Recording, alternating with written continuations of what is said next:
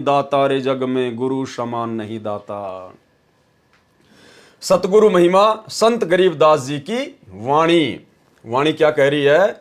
सतगुरु दाता है कलमाही, प्राण उदाहरण उतरे साईं। सतगुरु दाता दीन दयालम, और यम किंकर के तोड़े जालम। क्या कह रहे हैं गरीबदास जी? सतगुरु दाता है कली माही। कली यानी इस कलयुग में सतगुरु ही भगवान है, सतगुरु ही दाता है। और प्राण उदाहरण उतरे साईं, और वो कबीर परमात्मा सतगुरु रूप में हमारे प्राण उद्धार करने के लिए, हमें मोक्ष मार्ग बताने के लिए, हमारी आत्मा का कल्याण करने के लिए सतलोक से उतरे हैं। कहां से उतरे हैं? सतलोक से उतरे हैं। सतगुरु दाता है कलमाही, प्राण उदाहरण उतरे साईं। सतलोक से उतरे हैं। सतगुरु दाता दीन दयालम, सतगुरु बड़े दीन दयाल हैं, दयालु हैं। और जम किंकर के तोरे जालम, और अपनी सत भक्ति देके इस काल के जाल को समाप्त कर देंगे। सरलार्थ, संत गरीबदास जी को परमेश्वर कबीर जी स्वयं सतगुरु रूप में मिले थे। तो भाई वही गरीबदास जी का कबीर परमेश्वर आज सतगुरु रूप में संत रामपाल जी के रूप में आप और हमें प्राप्त है। संत गरीबदास जी को परमेश्वर कबीर जी स्वयं सतगुरु रूप में मिले थे, क्योंकि परमात्मा कबीर जी सतगुरु रूप में ही आता है, सतगुरु रूप में ही लीला करता है। सत्य पुरुष कबीर जी ऊपर सत्यलोक में सिंहासन पर विराजमान रहते हैं। वहां से चलकर अन्य रूप जिंदा बाबा का बनाकर पृथ्वी पर आए थे। क्यों भाई? गरीबदास जी के पास में भी अपना कोई दास भेज देता। जैसे आज परमात्मा अपने आप को छुपाते हैं संत रामपाल जी, और बार बार कहते हैं कि मुझे परमात्मा ने भेजा है, मैं तो परमात्मा का दास हूं। तो भाई वो परमात्मा गरीबदास जी के पास भी अपना कोई दास भेज देता, अपना कोई प्रतिनिधि भेज देता।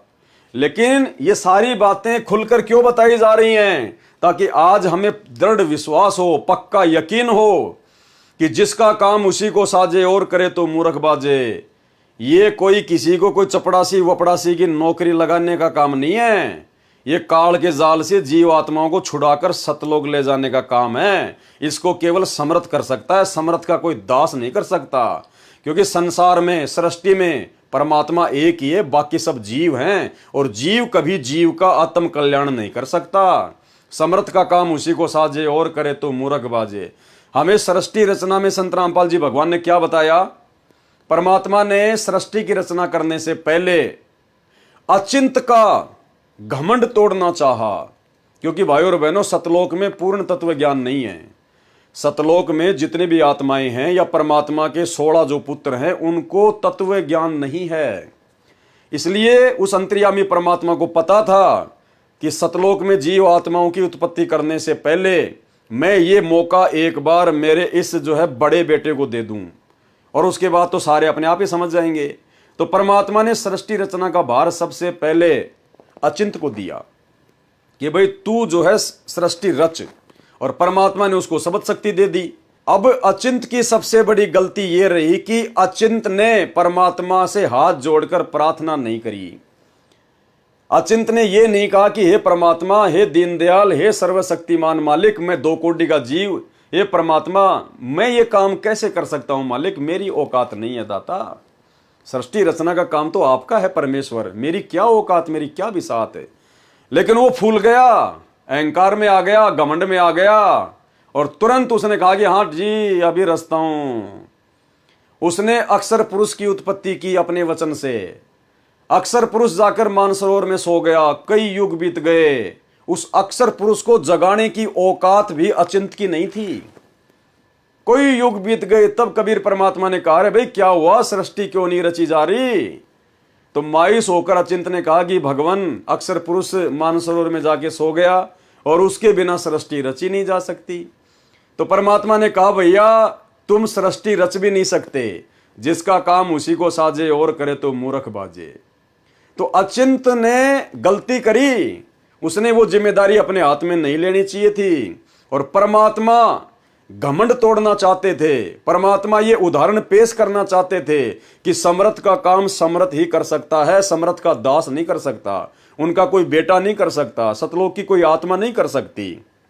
आपको 60 में बहुत बार सुना है।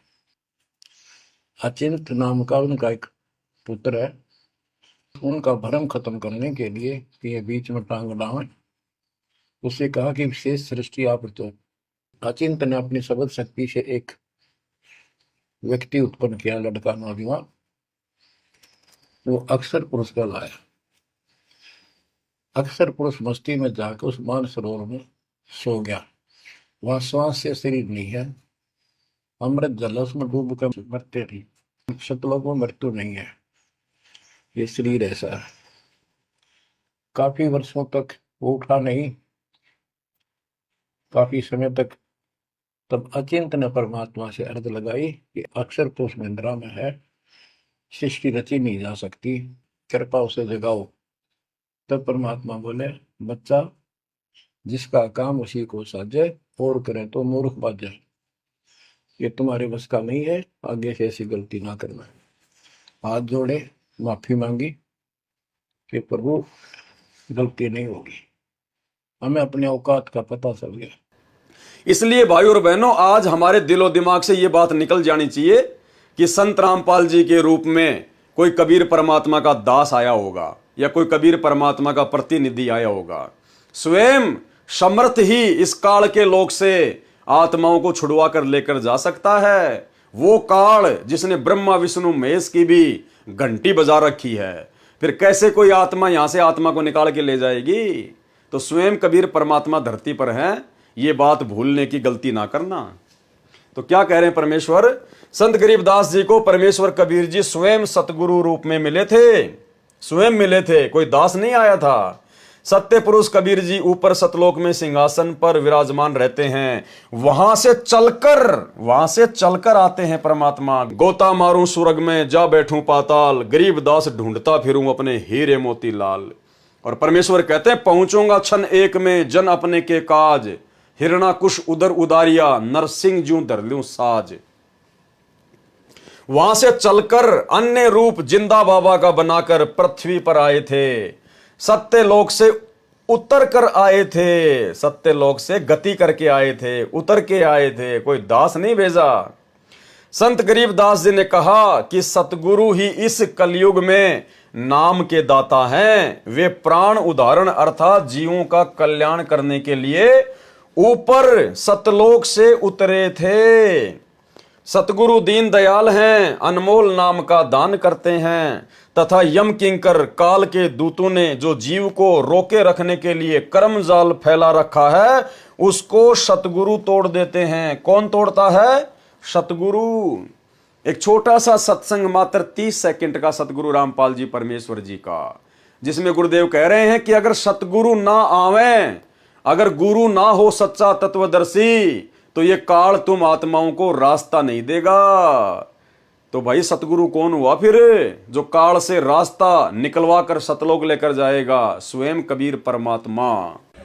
पुण्यात्माओं, ये ज्ञान परमात्मा स्वयं आकर ही हमें बताते हैं। और यदि वो परमात्मा स्वयं आकर के अपना ज्ञान प्रचार ना करे, तो ये काल हमें कोई रास्ता नहीं देता। वाणी